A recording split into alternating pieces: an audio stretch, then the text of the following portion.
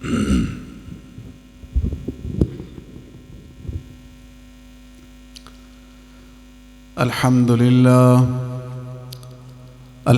لله الذي أبدع الأفلاك والأرضين، والصلاة والسلام على من كان نبيا، وآدم بين الماء والطين، وعلى آله وأصحابه أجمعين. أما بعد، فأعوذ بالله من الشيطان الرجيم. بسم الله الرحمن الرحيم. واتبع سبيل من أناب إلي. آمنت بالله، صدق الله العظيم، وبلغنا رسوله النبی الامین الکریم. محبت سے ایک بات درود پاک پڑھیے. الصلاۃ والسلام علیک یا رسول اللہ وعلی آلک واصحابک یا حبیب اللہ. الصلاۃ والسلام علیک یا نبی اللہ وعلی آلک واصحابک یا نور اللہ.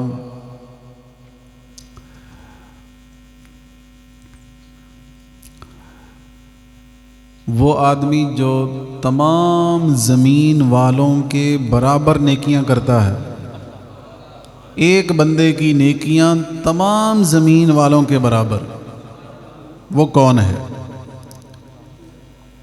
مسلمانوں کے پہلے خلیفہ حضرت ابوبکر صدیق رضی اللہ تعالی عنہ فرماتے ہیں، میں امام الانبیاء صلی اللہ علیہ وسلم کی بارگاہ میں حاضر تھا تو اتنے میں ایک شخص آیا اور اس نے آپ صلی اللہ علیہ وسلم کو سلام عرض کیا. امام الانبیاء صلی اللہ علیہ وسلم نے اس کے سلام کا جواب ارشاد فرمایا، میں دیکھ رہا تھا کہ اس شخص کو دیکھ کر حضور کا رخ انور کھل اٹھا اور اس کو اپنے پہلو میں بٹھا لیا. کچھ دیر کے بعد اس شخص نے اجازت چاہی اور اٹھ کر چلا گیا. اس کے جانے کے بعد امام الانبیاء صلی اللہ علیہ وسلم نے فرمایا، اے ابو بکر، یہ وہ شخص ہے کہ جس کی ایک ایسی نیکی روزانہ آسمان کی طرف بلند کی جاتی ہے جو تمام زمین والوں کی نیکی کے مثل ہے. سبحان اللہ. فرماتے میں نے عرض کیا، یا رسول اللہ، اس کی کیا وجہ ہے؟ وہ کون سا ایسا کام ہے جو یہ کرتا ہے تو اس کی ایک نیکی ساری کائنات والوں کی نیکیوں کی مثل ہو جاتی ہے؟ تو امام الانبیاء کے دیوانوں، حضور نے کیا فرمایا یہ شخص روزانہ مجھ پر ایسا درود پڑھتا ہے جو تمام مخلوق کے برابر ہو جاتا ہے. تو میں نے پوچھا، سونیا وہ بتائیں تو صحیح کون سا درود پڑھتا ہے؟ اللہ اکبر. یہ درود پڑھنے والے نے نہیں بتایا میں کون سا درود پڑھتا ہوں، یہ وہ بتا رہے ہیں جن پر درود پڑھا جاتا ہے.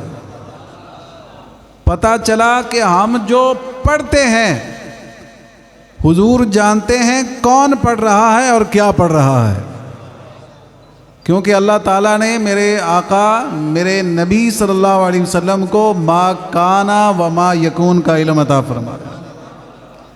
جو ہو چکا ہے، جو ہوگا حضور جانتے ہیں، تیری عطا سے خدایا حضور جانتے ہیں.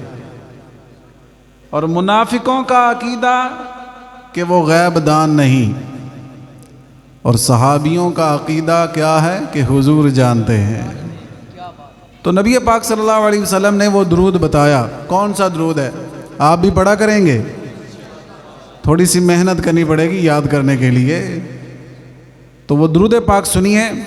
فرمایا جب یہ درود پڑھتا ہے تو ان لفظوں میں درود پڑھتا ہے: اللہم صلی علی محمد النبی عدد من صلی علیہ من خلقک وصلی علی محمد النبی کما ینبغی لنا ان نصلی علیہ وصلی علی محمد النبی کما امرتنا ان نصلی علیہ.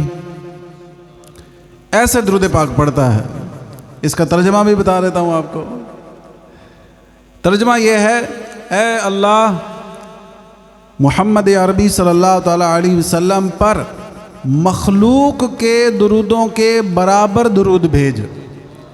ان پر ایسا درود بھیج جیسا ہمیں بھیجنا چاہیے، اور محمد عربی صلی اللہ علیہ وسلم پر ایسا درود بھیج جیسا تو نے ہمیں بھیجنے کا حکم دیا ہے. اللہ اکبر.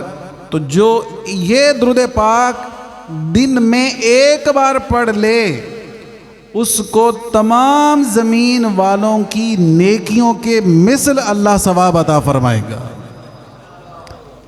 کتنی پیاری فضیلت ہے. تو کیسا محروم شخص ہے وہ کہ جو درود پاک نہ پڑھ پائے، دنیا کے سارے کام کرے، ادھر ادھر ٹائم گزارے، لیکن ان پر درود نہ پڑے جن کے بارے میں اعلیٰ حضرت نے کہا: جو نہ بھولا ہم غریبوں کو رضا، یاد اس کی اپنی عادت کیجیے. تو آپ جب بھی اس محفل میں آتے ہیں، درود پاک کی الحمدللہ سب سے پہلے ترغیب دی جاتی ہے. تو بہت سارے دوستوں نے پڑھنا بھی شروع کیا، بچوں نے بھی پڑھنا شروع کیا. اب جو رہ گئے وہ بھی نیت کر لیں کہ انشاءاللہ روزانہ کثرت سے اپنے آقا و مولا کی بارگاہ میں درود و سلام کا ہدیہ پیش کریں گے. اب کثرت کتنی ہوتی ہے میں کئی بار بتا چکا ہوں، یاد ہے؟ 313. ماشاءاللہ یاد ہے. 313 بار آپ پڑھیں گے نا کوئی بھی درود پاک صلی اللہ علی محمد، چاہے یہ پڑھ لیں، تو 313 بار پڑھنے والا کثرت سے درود پڑھنے والوں میں شمار کیا جاتا ہے. سبحان اللہ. قبلہ قاری صاحب بھی تشریف لے آئیں. آج تو محفل کو 4 چاند لگ گئے. قاری ندیم صاحب، وہ بیٹا کرسی لے کے آئے. نہیں اوپر بیٹھے. نہیں ادھر کرسی اوپر آئے.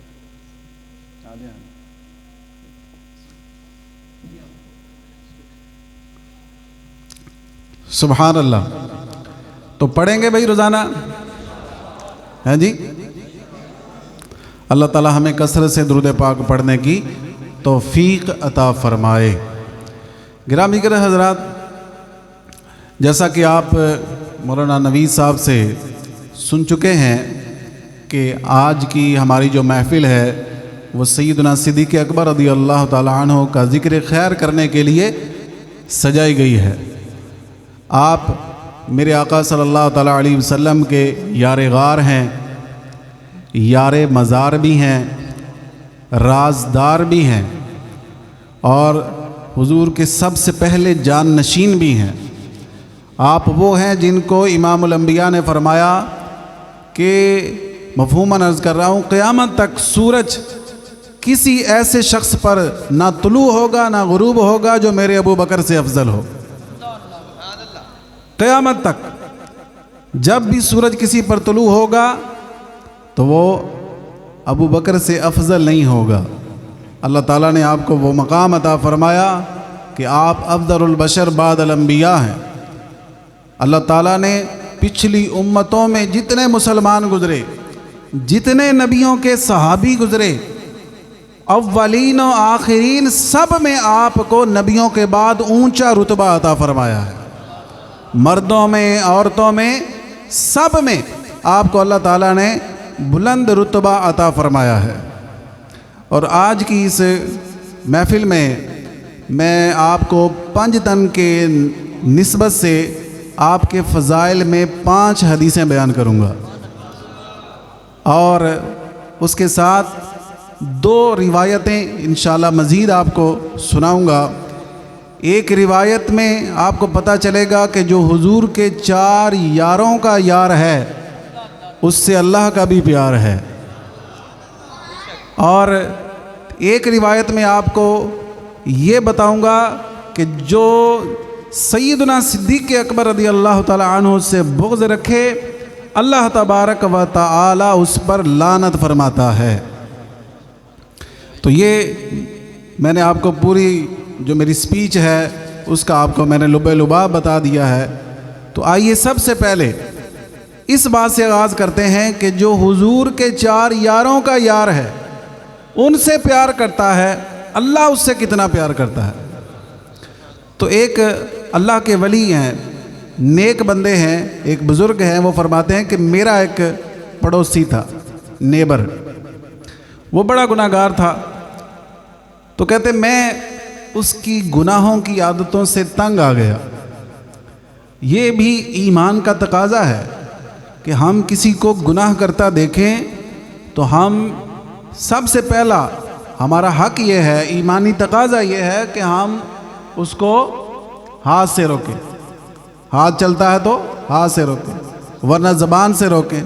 زبان سے بھی نہیں روک سکتے تو پھر کم از کم دل میں تو برا جانے، یہ ایمان کا ادنا درجہ ہے۔ لیکن ہم کسی کیٹیگری میں بھی نہیں ہیں الا ماشاءاللہ جو اوورآل ہمارے معاشرے کی صورتحال ہے۔ نہ زبان سے برائی کو روکنا ہے، نہ ہاتھ سے برائی کو روکنا ہے، اور نہ ہی دل میں اس کو برا جاننا ہے۔ پھر اسی کا نتیجہ ہے کہ آج برائیاں اس قدر جڑ پکڑ چکی ہیں کہ ہم برائی کو برائی نہیں سمجھتے۔ لوگ نماز چھوڑ دینے کو، قضا کر دینے کو گناہ نہیں سمجھتے، لوگ شراب پینے کو گناہ نہیں سمجھتے، جھوٹ بولنے کو گناہ نہیں سمجھتے، الا ماشاءاللہ جھوٹ کبیرہ گناہ ہے۔ تو یہ نتیجہ اس کا ہمیں یہ ملا کہ جو بڑے بڑے گناہ تھے لوگوں نے اس کو بھی کوئی اہمیت نہ دی، اپنی نظر میں انہوں نے کوئی سمجھا ہی نہیں کہ یہ بھی کوئی برا کام ہے۔ تو اگر ہم یہ انداز اپنا لیں کہ ہم برائی کو جہاں ہاتھ سے روک سکتے ہیں ہاتھ سے روکیں، جہاں زبان سے روک سکتے ہیں زبان سے روکیں، اور جہاں دل میں برا جان سکتے ہیں تو دل میں برا جانیں، تو انشاءاللہ ہمارا معاشرہ برائیوں سے پاک ہو جائے گا اور خوبیوں سے مزین ہو جائے گا۔ کیا خیال ہے؟ تو نیت فرما لیں۔ آپ اپنے گھر میں تو ہاتھ سے روکنے کا اختیار رکھتے ہیں نا، زبان سے روکنے کا اختیار رکھتے ہیں نا، تو اگر اپنے اپنے گھروں میں بھی یہ کام ہم کرنا شروع کر دیں تو انشاءاللہ ہمارے معاشرے میں نکھار آ جائے گا۔ اللہ تعالی ہمیں عمل کی توفیق عطا فرمائے۔ تو بہرحال میں آپ سے بات کر رہا تھا کہ ایک بزرگ تھے، ان کا پڑوسی گناہ گار تھا، گناہ کرتا تھا بہت زیادہ۔ تو وہ فرماتے ہیں کہ میں نے اس کی گناہوں کی عادتوں سے تنگ آ کر اپنا مکان ہی بدل لیا۔ تو میں نے کہا اس نے تو صحیح ہونا نہیں، چلو ہم ہی کہیں اور چلے جاتے ہیں۔ تو میں نے اپنا مکان بدل لیا، اس سے دور ہو گیا۔ پھر کچھ عرصے بعد مجھے پتہ چلا کہ وہ وفات پا گیا۔ اس کے انتقال کے کچھ دن بعد ایک شخص میرے پاس آیا، اس کا قد بڑا لمبا تھا اور بڑی ڈراؤنی سی اس کی شکل تھی۔ اس سے اتنا لمبے قد کا آدمی دیکھ کے کہتے ہیں مجھے ویسے ہی وحشت ہونے لگی۔ تو اس نے آ کے مجھ سے کہا کہ حضرت آپ ذرا میرے ساتھ چلیں۔ میں نے کہا چلو میں چلتا ہوں۔ وہ مجھے پکڑ کے ایک قبرستان میں لے گیا، اور قبرستان میں اس قبر پہ لے گیا جہاں وہ میرا پڑوسی دفن تھا۔ اس نے قبر کھودنا شروع کر دی۔ قبر کھودی تو کہتے میں نے کیا منظر دیکھا، اللہ اکبر، کہ قبر کے اندر ایک سبز باغ ہے، ایک خوبصورت تخت رکھا ہے، اور وہ میرا گناہ گار پڑوسی اس تخت پہ بیٹھا ہوا ہے۔ اللہ اکبر۔ میں نے حیرانی سے پوچھا کہ جناب آپ کو یہ مرتبہ کیسے ملا؟ وہ بولا میں ہر نماز کے بعد یہ دعا کیا کرتا تھا۔ کیا دعا کیا کرتا تھا؟ سبحان اللہ۔ آپ بھی کریں، اللہ کی رحمت سے امید ہے کہ اللہ اس دعا کی برکت سے ہم گناہ گاروں کا بیڑا بھی پار فرما دے گا۔ آپ سب میں تو میں سب سے بڑا گناہ گار ہوں، تو مجھے سب سے زیادہ کوشش کرنی چاہیے۔ آپ بھی کر لیں، ظاہر ہے ہم انسان ہیں، چاہتے ہوئے نہ چاہتے ہوئے، قصداً یا غیر ارادی طور پر ہم سے گناہ ہوتے رہتے ہیں۔ تو یہ دعا آپ ہر نماز کے بعد اگر عربی میں نہیں تو اپنے لفظوں میں آپ دعا کر لیں، انشاءاللہ اس کے صدقے بیڑا پار ہو جائے گا۔ تو وہ بتانے لگا کہ میں ہر نماز کے بعد یہ دعا کیا کرتا تھا، اللہم ارض عن ابی بکر وعمر وعثمان وعلی وارحمنی بحبہم، اے اللہ حضرت ابو بکر، حضرت عمر، حضرت عثمان، حضرت علی سے راضی ہو جا اور ان کی محبت کے صدقے مجھ پر رحم فرما۔ اللہ اکبر۔ کہتے بس میں یہ دعا کرتا تھا، اللہ پاک نے اس دعا کی برکت سے میرے سارے گناہوں کو بخش دیا اور میری قبر کو جنت کا باغ بنا دیا۔ سبحان اللہ، قربان جائیں۔ کیوں نہ ہو رتبہ بڑا اصحاب و اہل بیت کا، ہے خدائے مصطفیٰ اصحاب و اہل بیت کا۔ کیا شان ہے میرے آقا کے چار یاروں کی، اور کتنا بد نصیب ہے وہ جو ان چار یاروں کو آپس میں لڑوانے کی بات کرے، ان میں نفرتیں دکھائے لوگوں کو، ان میں طرح طرح کی تنقیدات اور طرح طرح کی خامیاں ڈھونڈے۔ کیسا بد نصیب ہے وہ۔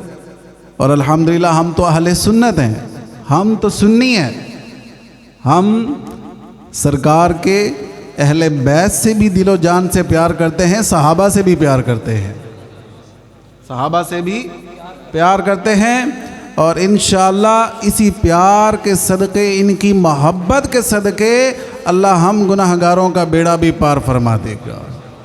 اللہ اکبر۔ تو اب وہ میں آپ کو 5 حدیثیں سناؤں گا کہ جو میرے آقا کے یار غار مصطفیٰ، یار غار اور یار مزار سیدنا ابو بکر صدیق رضی اللہ تعالیٰ عنہ کی شان میں خود امام الانبیاء صلی اللہ تعالیٰ علیہ وسلم نے جو کلمات ارشاد فرمائے۔ سبحان اللہ۔ لیکن اس سے پہلے ہم حضرت صدیق اکبر کی بارگاہ میں چند ایک اشعار کی صورت میں ہدیہ منقبت نہ پیش کر لیں، کیا خیال ہے؟ ہاں جی، ذرا مل کے میرے ساتھ پڑھیں۔ بیاں ہو کس زبان سے مرتبہ صدیق اکبر کا، بیاں ہو کس زبان سے مرتبہ صدیق اکبر کا، ہے یار غار محبوب خدا صدیق اکبر کا، الہی رحم فرما خادم صدیق اکبر ہوں، الہی رحم فرما خادم صدیق اکبر ہوں، تیری رحمت کے صدقے واسطہ صدیق اکبر کا، تیری رحمت کے صدقے واسطہ صدیق اکبر کا، گدا صدیق اکبر کا خدا سے فضل پاتا ہے، گدا صدیق اکبر کا خدا سے فضل پاتا ہے، خدا کے فضل سے میں ہوں گدا صدیق اکبر کا، خدا کے فضل سے میں ہوں گدا صدیق اکبر کا۔ سبحان اللہ۔ تو یہ جو دعا میں نے آپ کو عرض کی ہے، اللہم ارضی عن ابی بکر و عمر و عثمان و علی وارحمنی بحبہم، بالکل آسان سی دعا ہے۔ اگر آپ کو عربی نہ یاد رہے تو آپ نے اردو میں کہہ لینا ہے اے اللہ حضرت ابو بکر، حضرت عمر، حضرت عثمان، حضرت علی سے راضی ہو جا اور ان کی محبت کے صدقے مجھ پر رحم فرما۔ انشاءاللہ قبر میں تو جانا ہی ہے، لیکن ان کی محبتوں کے صدقے بیڑا پار ہو جائے گا انشاءاللہ۔ اللہ تعالی ہمیں توفیق عطا فرمائے۔ تو آج سیدنا صدیق اکبر رضی اللہ تعالی عنہ کا یوم وصال ہے۔ مختصر سا آپ کا تعارف پیش کرتا ہوں۔ آپ کا نام عبداللہ ہے، کنیت ابو بکر ہے، صدیق اور عتیق آپ کا لقب ہے۔ آپ بالغ مردوں میں سب سے پہلے مسلمان ہیں، سب سے پہلے صحابی ہیں، اور سب سے پہلے میرے آقا کے دوست ہیں، اسلام کے سب سے پہلے خطیب ہیں، اسلام کے سب سے پہلے مبلغ ہیں، سب سے پہلے بانی مسجد آپ ہیں، سب سے پہلی مسجد آپ نے بنائی، حضور کے وزیر خاص ہیں، فرشتوں کی گفتگو سننے والے ہیں، اور امام الانبیاء کی ظاہری زندگی میں مصلی امامت پر سب سے پہلے آپ امامت فرمانے والے ہیں، اور اللہ پاک نے آپ کو سب سے پہلے صدیق کا لقب عطا فرمایا۔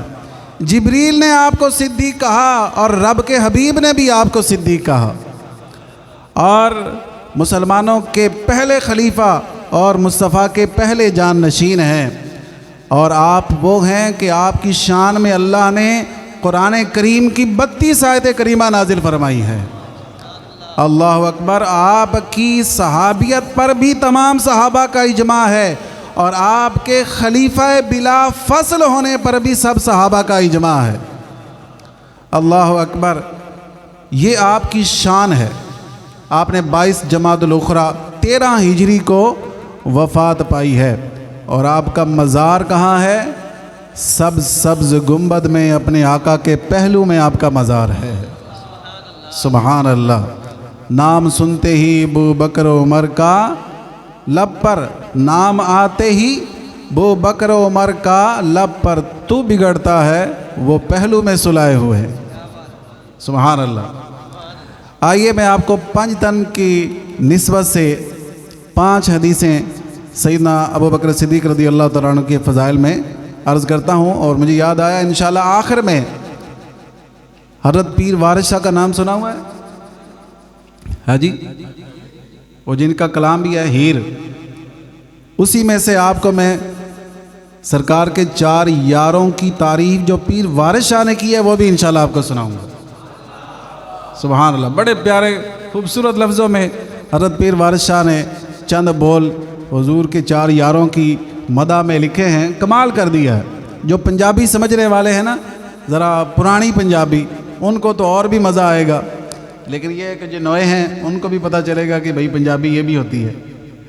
سب سے پہلی بات حضرت جابر بن عبداللہ رضی اللہ تعالیٰ عنہ سے روایت ہے، کریم آقا صلی اللہ تعالیٰ علیہ وسلم نے ارشاد فرمایا، فرشتے ابو بکر صدیق کو قیامت کے دن لائیں گے اور انبیاء اور صدیقین کے ساتھ جنت میں جگہ دیں گے۔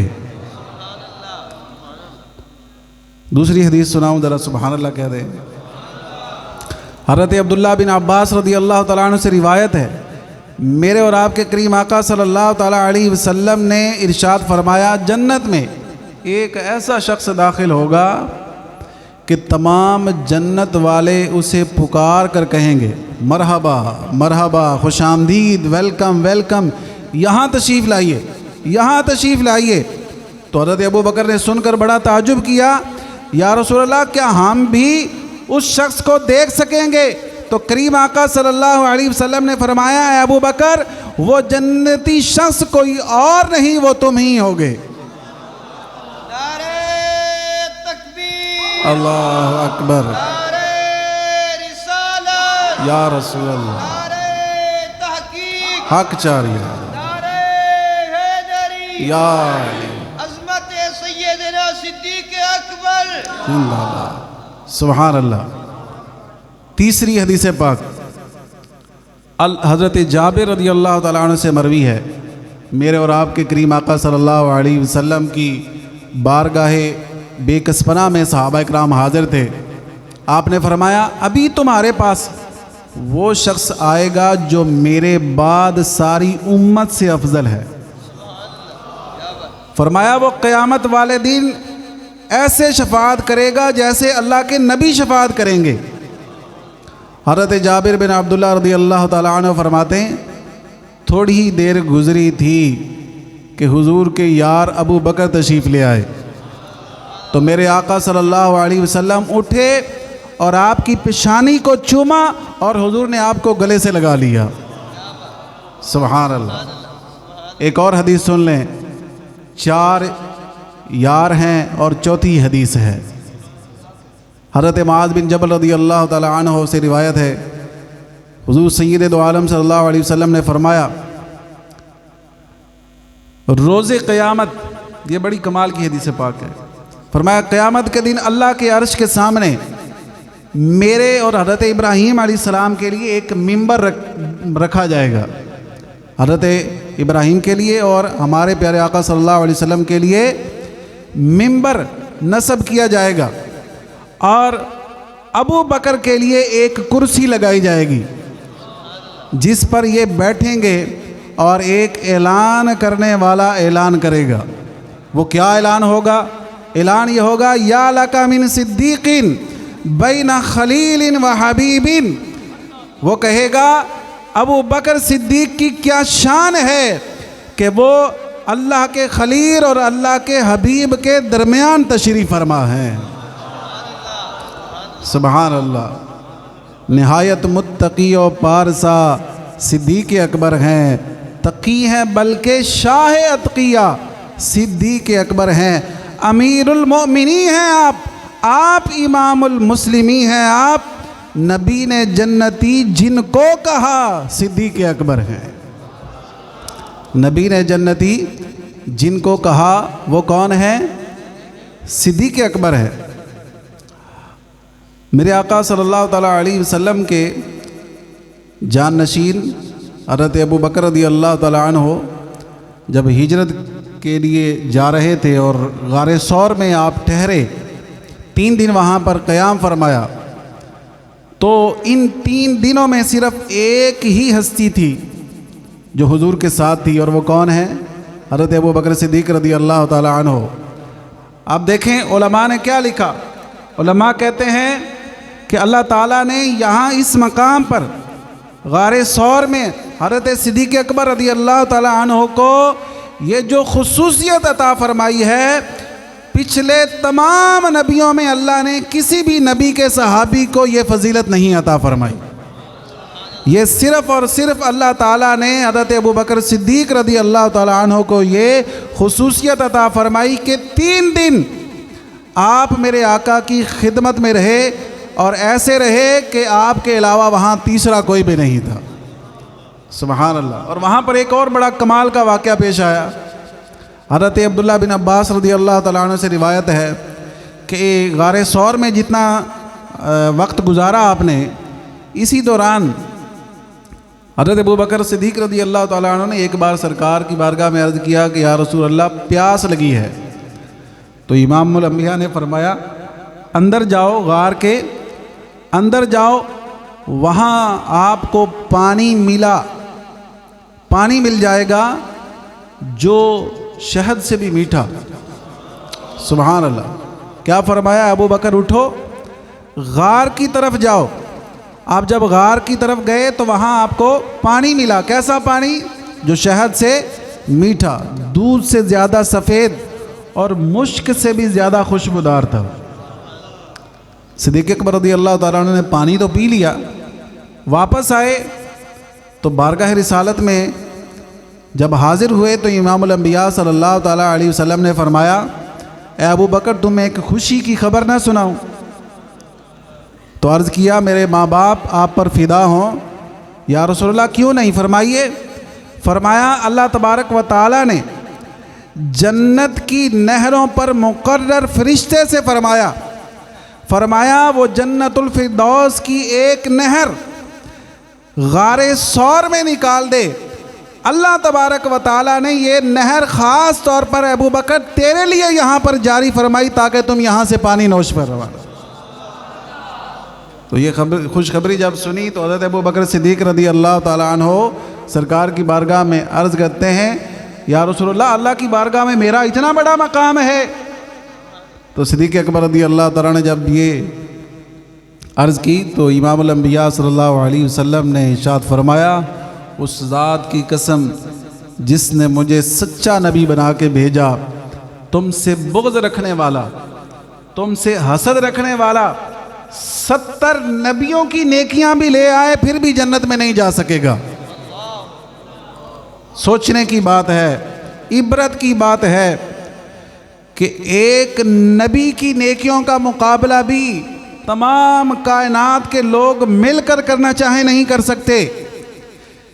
صدیق اکبر رضی اللہ تعالیٰ عنہ کا دل میں بغض رکھنے والا وہ کیسا بدبخت ہے، فرمایا 70 نبیوں کی نیکیاں بھی اکٹھی کر لی جائیں اور وہ بندہ اتنی نیکیاں کر لے پھر بھی اللہ تبارک و تعالی صدیق اکبر سے بغض رکھنے والے کو جنت کا داخلہ نہیں عطا فرمائے گا۔ اللہ اکبر، سوچنے کی بات ہے۔ لیکن خدا جب دین لیتا ہے تو عقلیں چھین لیتا ہے۔ تو جو صدیق اکبر رضی اللہ تعالیٰ عنہ کا دل میں بغض رکھنے والا ہے، اس سے بڑا بے دین کون ہے؟ اس سے بڑا بے ایمان کون ہے؟ جن کی صحابیت کا ذکر اللہ نے قرآن میں فرمایا، جن کی شانیں اللہ تبارک و تعالیٰ نے قرآن میں بیان فرمائی، اور 1-2 آیت میں نہیں بلکہ 32 آیتوں میں اللہ تبارک و تعالیٰ نے آپ کی شان بیان فرمائی۔ اور آخر میں ایک حدیث پاک، شان یار غار بزبان حیدر کرار، اللہ اکبر یا رسول اللہ۔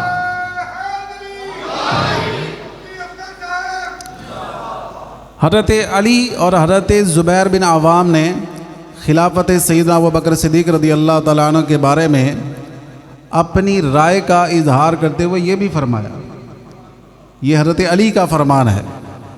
کیا فرمایا؟ فرماتے ہیں انا نرا ابا بکر احق الناس بها بعد رسول اللہ صلی اللہ علیہ وسلم انه لصاحب الغار وثانی اثنین وانا لنعلم بشرفه وکبره وَلَقَدْ أَمَرَهُ رسول اللہ صلی اللہ علیہ وسلم بِالصَّلَاةِ بِالنَّاسِ وَهُوَ حَيٌّ۔ حضرت علی کا فرمان ہے، وہ لوگ سنیں کہ جو معاذ اللہ کہتے ہیں کہ حضرت علی اور صدیق اکبر رضی اللہ تعالیٰ عنہ کے درمیان کوئی عداوت تھی، کوئی دشمنی تھی، کوئی بغض تھا، طرح طرح کی لوگ باتیں کرتے ہیں اور طرح طرح کے الزامات لگاتے ہیں۔ خود حضرت علی نے کیا فرمایا؟ فرمایا یقیناً ہم رسول اللہ صلی اللہ تعالیٰ علیہ وسلم کے بعد صدیق اکبر کو خلافت کا سب سے زیادہ حقدار سمجھتے ہیں۔ کئی بدبخت کہتے ہیں جی وہ زبردستی وہ خلیفہ بن گئے، حضرت علی کو خلافت نہیں دی۔ حضرت علی کیا فرما رہے ہیں کہ سب سے زیادہ خلافت کا حقدار کون ہے؟ حضرت ابو بکر صدیق ہیں۔ اور آگے فرمایا بلا شبہ وہ یار غار بھی ہیں، میرے آقا رسول اللہ کے نائب بھی ہیں، ہمیں آپ کی عظمت اور بزرگی کا یقین ہے۔ صدیق اکبر وہ ہیں جن کو حضرت علی بھی اپنا بزرگ مانتے ہیں، جن کو حضرت علی بھی اپنا پیشوا مانتے ہیں۔ فرماتے ہیں ہمیں ان کی عظمت، ان کی بزرگی کا یقین ہے، اور کیوں نہ یقین ہو، وَلَقَدْ أَمَرَهُ رسول اللہ صلی اللہ علیہ وسلم بِالصَّلَاةِ بِالنَّاسِ وَهُوَ حَيٌّ، رسول پاک نے اپنی زندگی میں ان کو نماز پڑھنے کا، پڑھانے کا، امامت کروانے کا حکم ارشاد فرمایا۔ جن کو آقا نے اپنی حیات میں ہی اپنا مصلی عطا فرما دیا، تو وہ پھر حضور کی وفات کے بعد کوئی اور اس مصلی کا کیسے حقدار ہو سکتا ہے؟ تو صدیق اکبر رضی اللہ تعالیٰ عنہ کی یہ شان خود مولا علی نے بیان فرمائی، اور حضرت علی رضی اللہ تعالیٰ عنہ نے تو یہاں تک فرمایا جو مجھے صاحبین سیدنا ابو بکر صدیق اور حضرت عمر پر فضیلت دے، فرمایا میرا دل کرتا ہے میں اس کو 80 کوڑے ماروں، میں اس کو 80 کوڑے ماروں۔ تو یہ ان کا آپس میں پیار ہے، ہاں جی، ان کا آپس میں پیار ہے، پر دشمن کے سینے میں غار ہے۔ ان کو پتہ نہیں کیا عجیب مسئلہ ہے کہ جن کو اللہ تبارک و تعالیٰ نے آپس میں شیر و شکر کیا تھا، وہ آپس میں رحماء بینہم کے مصداق تھے، وہ آپس میں خالصتاً اللہ کی رضا کے لیے ایک دوسرے سے محبت کرنے والے تھے، لیکن یہ بدبخت لوگ ان کے متعلق عجیب و غریب باتیں گھڑ کے بیٹھے۔ کوئی باغ فدق کو لے کر صدیق اکبر رضی اللہ تعالیٰ عنہ پر اعتراض کرتا ہے، کوئی معاذ اللہ اماں عائشہ رضی اللہ تعالیٰ عنہا کو برا بھلا کہتا ہے، کوئی فاروق اعظم کو عجیب و غریب باتیں کرتا ہے، حضرت عثمان غنی رضی اللہ تعالیٰ عنہ پر زبانیں تان دراز کرتا ہے، کوئی امیر المومنین حضرت معاویہ رضی اللہ تعالیٰ عنہ پر زبانیں تان دراز کرتا ہے۔ ان سے بچنا ہے، اپنا ایمان بچانا ہے تو ان سے بچنا ہے۔ یہ وہ لوگ ہیں ایسی باتیں کرنے والے کہ جن کے بارے میں حضور صلی اللہ تعالیٰ علیہ وسلم نے ارشاد فرمایا کہ جو میرے کسی بھی صحابی پر سب و شتم کرے، برا بھلا کہے، گالم گلوچ کرے، الزام تراشیاں کرے، فرمایا جب تم ایسے لوگوں کو دیکھو تو تم نے یہ کہنا ہے لعنت اللہ علی شرکم، کہ تمہارے شر پر اللہ کی لعنت ہو۔ کوئی بھی کسی بھی صحابی کے بارے میں کوئی نازیبا بات کرے تو اسے کیا کہنا ہے؟ تمہارے شر پر اللہ کی لعنت ہو۔ تو اللہ تبارک و تعالی نے صحابہ کو کوئی چھوٹا موٹا مقام نہیں دیا، پوری دنیا کے لوگ بھی سارے مل جائیں، نیکیاں کریں، متقی پرہیزگار بن جائیں، تو کسی بھی صحابی کے پاؤں کو لگنے والی خاک کے مقام کو بھی نہیں پہنچ سکتے۔ ان کے اپنے مقام کو پہنچنا تو بڑی دور کی بات ہے، ان کے پاؤں سے لگنے والی خاک کے مقام کو بھی نہیں پہنچ سکتے۔ تو جب کسی بھی صحابی کے مقام کو نہیں پہنچ سکتے تو پھر میرے آقا کے یار کے مقام کا کیا عالم ہوگا؟ صدیق اکبر، فاروق اعظم، عثمان غنی، مولا مشکل کشا کے مقام کا عالم کیا ہوگا؟ تو اگر دنیا و آخرت میں کامیابی چاہتے ہیں، پار لگنا چاہتے ہیں، تو حضور کے 4 یاروں، حضور کے ہر صحابی، حضور کے اہل بیت سے پیار کرو، یہاں بھی بیڑا پار ہے، وہاں بھی بیڑا پار ہے۔ حضرت پیر وارث شاہ فرماتے ہیں 4 یار رسول دے ہیں گوہر،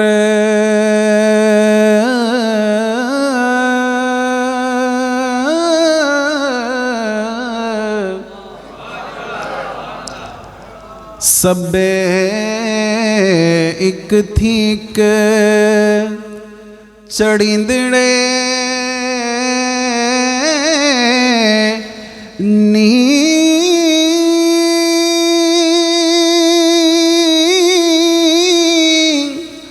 ابو بکر تے عمر عثمان علی،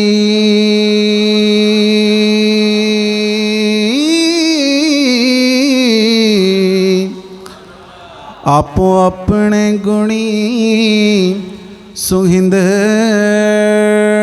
نی،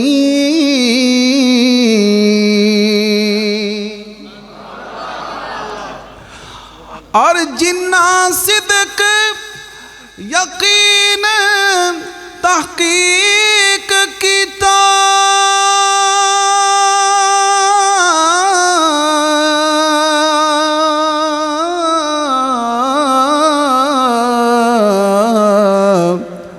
را رب دے سیس وکیندڑے نی، ذوق چھڑ کے جنہاں نے زود کیتا،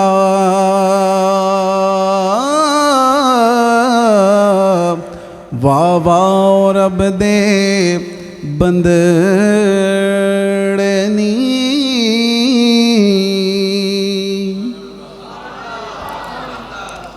تو وارث شاہ تو حضور کے 4 یاروں پر واہ واہ کہہ رہے ہیں، اور کتنا بد نصیب ہے جو آ کہے، جو ہائے ہائے کہے، وہ تو بد نصیب ہے۔ وارث شاہ فرماتے ہیں واہ واہ رب دے بندڑنی،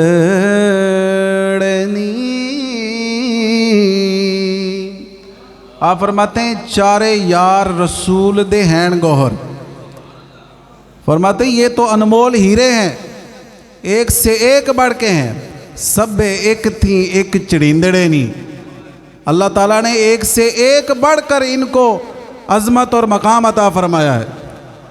صدیق اکبر دیکھیں تو واہ واہ سبحان اللہ، فاروق اعظم کو دیکھیں تو کمال ہے، حضرت عثمان غنی کو دیکھیں سبحان اللہ، مولا علی کو دیکھیں کیا کمال ہے، کیا شان ہے۔ تو یہ تو ایک سے ایک بڑھ کر ہیں، اللہ تعالیٰ نے کیا کیا خوبیاں اور کمالات عطا فرمائے ہیں، تو ہمیں ان کے راستے پہ چلنا چاہیے۔ وَاتَّبِعْ سَبِيلَ مَنْ أَنَابَ إِلَيَّ، اللہ تبارک و تعالیٰ نے اس آیت مبارکہ میں فرمایا اس کے راستے پر چل جو میرے حضور گردن جھکاتا ہے۔ حضرت عبداللہ بن عباس رضی اللہ تعالیٰ عنہ فرماتے ہیں کہ یہاں پر اللہ تعالیٰ نے کس کے راستے پر چلنے کا حکم ارشاد فرمایا؟ فرمایا جس کے راستے پر چلنے کا اللہ نے حکم دیا کہ اس شخص کے راستے پر چلو جو میرے حضور گردن جھکاتا ہے، اس سے مراد صدیق اکبر کی ذات ہے۔ یعنی اس سے مراد تو اللہ تو ان کے راستے پہ چلنے کا حکم دے رہا ہے، اور تم معاذ اللہ انہیں طرح طرح کی تنقیدات کا نشانہ بنا رہے ہو، ان میں خامیاں تلاش کر رہے ہو۔ نہیں، خامی تجھ میں ہے، ان میں نہیں ہے، ورنہ میرے آقا صلی اللہ تعالیٰ علیہ وسلم دور و نزدیک کے سننے والے وہ کان، حضور نے فرمایا جیسے تم سامنے سے دیکھتے ہو میں پیچھے سے بھی ایسے ہی دیکھتا ہوں۔ تو جن کو اللہ نے ایسی کمال کی نظر عطا فرمائی ہے، کیا ان کو کسی صحابی کا عیب نظر نہیں آیا؟ تو حضور تو فرما رہے ہیں کہ وہ ساری کائنات سے افضل ہیں، تمام اولاد آدم کے سردار ہیں حضرت ابو بکر صدیق، اور تم انہیں تنقیدات کا نشانہ بناتے ہو۔ انشاءاللہ اگلا جمعہ جو ہوگا اس محفل میں رافضیوں کے کچھ اعتراضات ہیں، ہم اس کا انشاءاللہ عملی جو ہے یہاں پر جواب ذکر کریں گے، علمی جواب۔ آپ سب نے آنا ہے۔ باغ فدق کو لے کر بہت سارے لوگ جو ہے سنیوں کو بہکانے کی کوشش کرتے ہیں کہ معاذ اللہ حضرت ابو بکر صدیق نے اس پر قبضہ کر لیا تھا، وہ اہل بیت کا حق تھا، حضرت فاطمہ کا حق تھا تو وہ چھین لیا تھا، تو یہ کیا تو وہ کیا۔ تو انشاءاللہ اس کا جو ہے علمی جواب یہاں پر میں آپ کو پیش کروں گا۔ آپ سب نے آنا ہے تاکہ کسی بھی ایسے شخص کی باتوں میں نہ آپ آ جائیں کہ جو حضرت ابو بکر صدیق رضی اللہ تعالیٰ عنہ کو طعن و تشنیع کا نشانہ بنا رہا ہو، اور ان کو معاذ اللہ برا بھلا کہہ رہا ہو، ان پر الزام تراشیاں کر رہا ہو، اور ہم اس کی جھوٹی باتوں میں آ جائیں اپنی لا علمی کی وجہ سے۔ تو ہم نے جاگ کے رہنا ہے، آنکھیں کھول کے رہنا ہے۔ سونا جنگل رات اندھیری، چھائی بدلی کالی ہے، سونے والوں جاگتے رہیو، چوروں کی رکھوالی ہے۔ یہاں ہر طرف ایمان کے چور پھر رہے ہیں، تو آپ کو اپنی آنکھیں کھول کے رکھنی ہوں گی۔ تو یہاں پر آتے رہیں، انشاءاللہ آپ کو مختلف موضوعات پر علم دین سیکھنے کا موقع ملتا رہے گا، اور اللہ کے ذکر کی ضربیں دل پہ لگتی رہیں گی تو دل بھی روشن ہوتا رہے گا۔ اللہ تعالی ہم سب کو جناب سیدنا ابو بکر صدیق رضی اللہ تعالیٰ عنہ کے خصوصی فیضان سے اور تمام صحابہ اور اہل بیت کے فیضان سے مالا مال فرمائے۔ وآخر دعوایا ان الحمد للہ رب العالمین۔